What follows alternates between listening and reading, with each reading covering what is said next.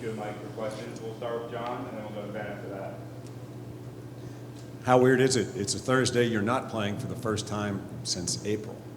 Yeah, it was kind of nice to get into that little rhythm or routine that we were in, but also when you get to this point in the year where it's a little hotter, the games can be a little more stressful, and your pitchers have been used throughout the year. I think everyone will take an added day. So really, if you look at it, we left Starkville. That was a taxing day. I just got done talking about it with the TV folks.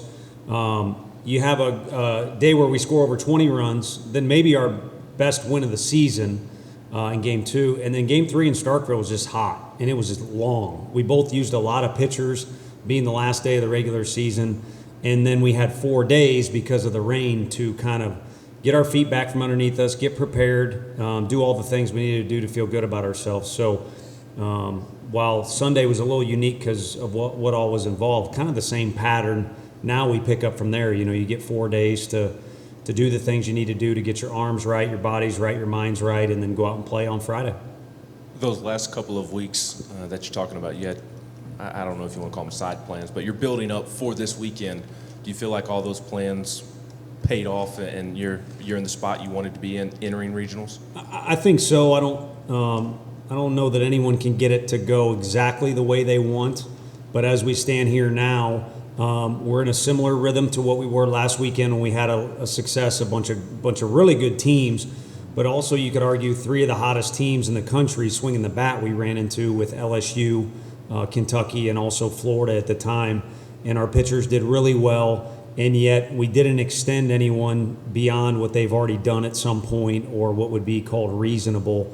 And then we also, as we stand here today, can say everyone's kind of been in the situation we might use them in, whether it be starting, relieving, long relief, coming in late, coming in to face one guy, getting down there and having to get hot really quickly. So I feel good. We've kind of checked the preparation boxes, and at the same time, we've kind of kept our guys to where they should feel as fresh as you can feel in the month of June.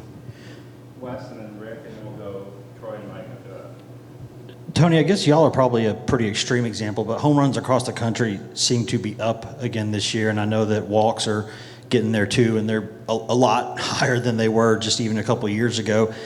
Is college baseball kind of following Major League Baseball in that way in terms of becoming more of a sort of a strikeout, homer, walk kind of game? I think you're going to emulate what you see more on TV, and I don't know that kids actually watch the games anymore on TV unless they're playoffs or something, but they see the highlights and they see things on Twitter, and so a little bit of that is you're always going to pick up patterns. I forget the smart way to say, I heard some broadcasts say, there's a trickle-down effect. Usually it plays down. The kids in Little League will do what they see in high school, in that way. And sometimes it'll go the other way. They had a good example of that. But anyway, backtracking to that deal, I think guys are going to follow the lead of the best players in the world. The other thing is guys are just getting bigger and stronger by focusing on nutrition, sleep even more. And then this was a year, too, where I know, we didn't see Barco when we went to Florida. And, we didn't see Sims when we went to Mississippi State. Maybe there's a little bit of an effect from that as well. And then, 2, everything's circumstantial. The weather is going to be different every spring. That might have had something to do with it. So while the game may be leaning that way a little bit, each year is different, and there's probably some circumstances that went into those numbers. Hey, Tony, how was the practice back here? How was the practice today? What did you hope to accomplish with your guys on this day before the regional starts? Yeah, I think we've kind of got a routine by now that we've settled into for the day prior to Friday or Thursday in some cases in the SEC and in the tournament. And we wanted to kind of just stick with that routine. And the other thing, too, was just to get the guys up moving around a little bit. Both position players and pitchers ran a little bit. Get a sweat going, go full speed, at least it's something, get the heart rate going a little bit.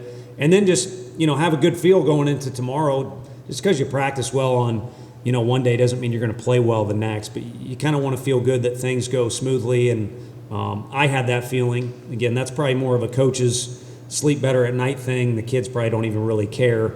All 4 teams here or at any regional have a high sense of anticipation for tomorrow. That's what they want.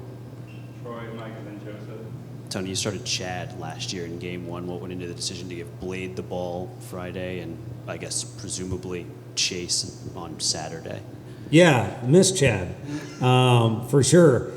He was a guy that was deeply embedded in the program, and we felt like he was a guy who can lead you into something. I think we're blessed with several guys that can do that this year, and that's why we've mixed some things up. But we wanted to kind of stick with, all right, let's get into a little bit of a rhythm here, and Blade led us into the tournament, which our entire team played well, so he'll lead us into this tournament.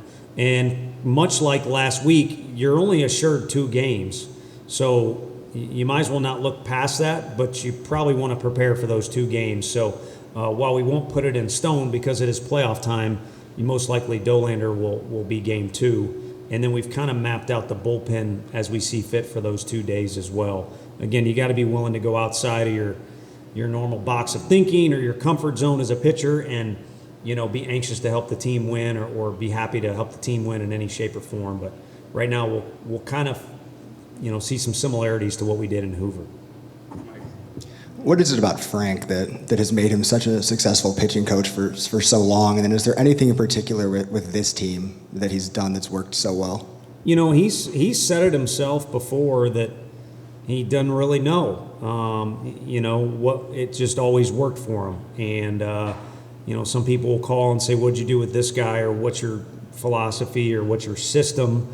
And we don't really have that here. We just have a guy that's very competitive, ultra competitive. I think sometimes y'all get to see it on TV or maybe even in person, but I don't think you can really understand it unless you're around him every day.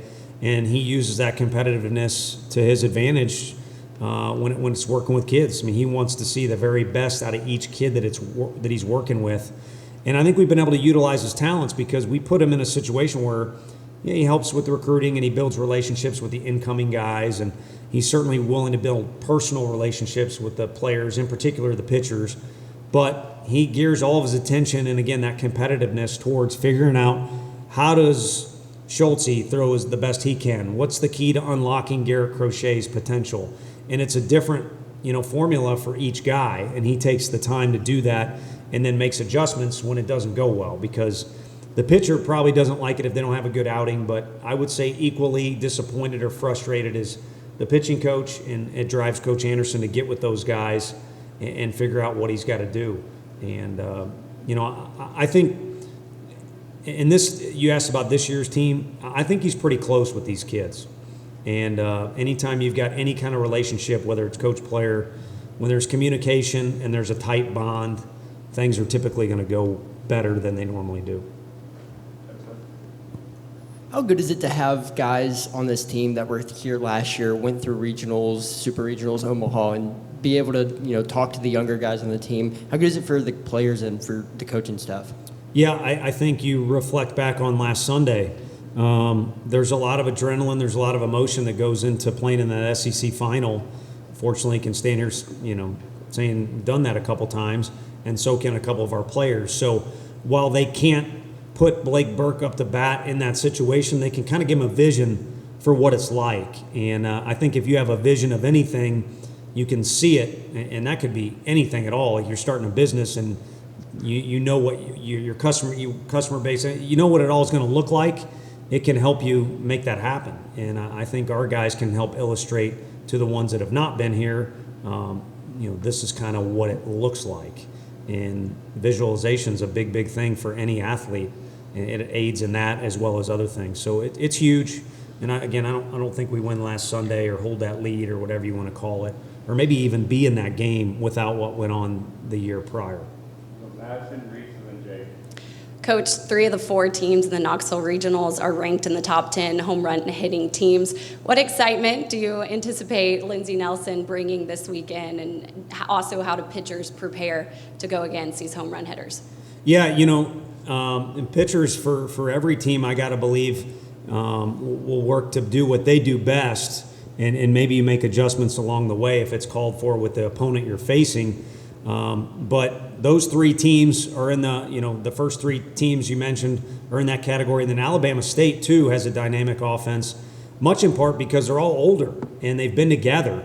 And they kind of play with, a little bit of the flair or swagger, if you want to call it, that a successful team is going to have. So I think the fans are in for a treat as far as the style of baseball they're going to see.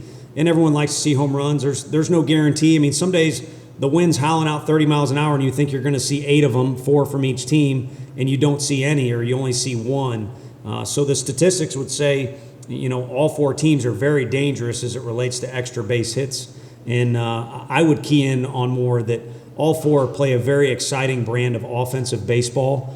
And so if you're a fan watching on TV, you're fortunate enough to have one of these expensive tickets that's floating around, then you're going to see the type of action that'll keep you in the game or even keep you on the edge of your seat. Hey, Tony, going a little more in depth on that. I don't know how much you've scouted at Alabama State, but Corey King is tearing the cover off the ball, 367 with 14 home runs. What do you know about him that makes him so good? Yeah, we kind of had an argument in the office, like, who do you think the most dangerous guy is? Because we've looked at it a little bit, and on a lot of the reports, majority of the reports, they label him as the guy that, that either you don't want to beat you or is their best guy, however you want to phrase it. And, what you see out of him is presence. Like a lot of the guys, like I said, as you get older and you're comfortable in your skin, you're comfortable with your teammates you've been playing with for a bunch of years, it helps. And I think he has that, but, within that little friendly argument we were having in the office, we brought up about 3 or 4 names, and you'll see there's guys that move around very athletically in their lineup, but also just have good swings that are easy to see. And then statistically, if you watch on video a guy swing and then you check his numbers, again, they've got about 4 or 5 guys that have really good numbers. He just happens to be the leadoff guy, and it certainly is a dynamic one. With Chase Weston and finish with that. Tony, back in Hoover, you said that you told Chase about 15 minutes before first pitch that he was going to be coming in relief. How nice is it to have not only him but the rest of your pitching staff just be that flexible and able to work in any situation? I think it's the key to this team in general. I would put it more on a bigger scale because a lot of people have said, what do you like most about your team, or what do you think is an X factor for this team? And it stems from in the fall, we've got a bunch of guys coming in. I'm going to change this program. I got recruited to turn things around and things like. And then you got a bunch of guys that are, we had a good year last year, and people are talking about, and they didn't mesh together like perfectly. When everyone wasn't hugging in the locker room after or before practice. I can tell you that. I won't go into any more details, but it took some time, and there's a lot of depth too. There's guys who sat in my office saying, "I'm this guy," all right, this is my position, or I'm going to do this. And they've been flexible, like you said, not just with their pitching roles, but when they come in a game, when they don't, how practice goes, who gets left out of this, who gets to do that, who gets credit. And at the end of the day, you can't have a tremendous amount of success in a team sport unless guys are doing that in general. But I think these guys kind of do it to an extreme. So I think the pitching is a good example, but really on the whole, it's representative of the team that, hey, you don't got to like it. I mean, if we don't play you and you're a hitter, if you're not in the lineup, don't sit on the bench and be happy you're not getting to get in the box. But certainly pay attention to what's going on in the game so you're prepared to be that guy and support your team, because the more we win, the more at-bats that are available, and the same thing goes for the pitchers. Everybody's looking to advance. Well, the more games you play in this postseason, the more innings are available. Tony, I know this is baseball is obviously a team sport, but this regional, just for this particular draft, might have 7 or 8 guys who could potentially be first-round picks in the draft here in a couple months. Could you just sort of speak to the overall talent level that's at this regional? It seems like there's quite a lot of individual skill here. Yeah, I didn't realize that out of the chute. I mean, Monday for us, as you mentioned, was kind of our first lazy day in a while, and I took advantage of that. I watched Norm Macdonald's special on Netflix instead of the show. That guy's, I know most people think he's crazy and aren't fans, but I was dying laughing, so it was good comedic relief. As the week went on and learned more and more about the groups, I mean, you got good teams. It doesn't matter who you're going to play this time of year. You see what you're talking about. There are guys who are going to play this game for a long, long time. And again, I'll go back to why burn a bunch of energy worrying about who you're going to host, or if you're traveling, who you're going to play, because again, they're all going to be good teams. But I think this is a little bit different with this group you have here. You pointed out an outlier. There's not many regionals that can brag that they have that many potential first-rounders, what you're talking about, like this current year. And then there's always going to be embedded guys like a Cruz or guys like that down the road will be first-rounders as well. There's plenty of those in this deal too, But overall, it's an outlier, and it's something for people to get excited about that are going to follow this regional, or if they're not, it should grab their attention for certain. Question, Ben. Tony, two things. Breon Pooler, what have you seen from him? And then do you expect Jared Dickey to be more than a pinch hitter this weekend? And if so, how fun of a decision will that be for you with the way Blake Burke's been swinging the bat? Yeah, Breon's not scared, and Jordan Beck knows him well. Kind of your shortstop, converted pitcher type guy, so you know he's a good athlete. He's shown that he can throw a lot of strikes. And then I don't want to give false information, but I know he came in for a fact in the final after starting, throwing 100 pitches, and you don't do that unless you want the ball. And of course, his teammates wanted him to have the ball, but he threw an excess amount of pitches on Sunday to help them win that thing. And then I think he was the guy who came in against Auburn when they had a lead to shut that thing down. So he's kind of their guy that they like to hand the ball to, and he's certainly not afraid. And that's probably the reason why. And I think you're going to get some strikes, in particular with his fastball. So that's kind of to the extent what we know about him. And then, yeah, I mean, we've talked about it. This team has made a lot of decisions difficult, and it's kind of funny when the older guys that maybe want to coach, when they're done playing, they're trying to kind of learn like I did and think through situations, and they don't envy you at all. And, Coach Anderson made me feel bad about myself in the office today because he said Camden Sewell could have threw a complete game on Sunday, which we wanted Camden Sewell to be available tomorrow, and everything seemed to work out all right against Florida. So that's an argument we can just put in the closet. But it's a challenge when you have good options. So it's nice to look smart when you use a guy in this situation and someone can say, well, that move worked out. Well, what you had is a good player that's sitting there anxious to contribute, and you give him a chance, the percentages are in your favor. And in Dickey's case, he's been running around in the outfield. He looks a lot better. I'm confident he can run the bases as needed. I think we'd be pushing the envelope a little too much if he was out in the field defensively. But I don't think it's much to say, or going too far to say he could have a game where he has multiple at-bats. But Burke will get plenty, and there'll be other guys out there too. And again, fortunately for me, you don't see attitudes change. You just got a bunch of guys that want to win for each other. Thank you, Coach. Thank you, guys.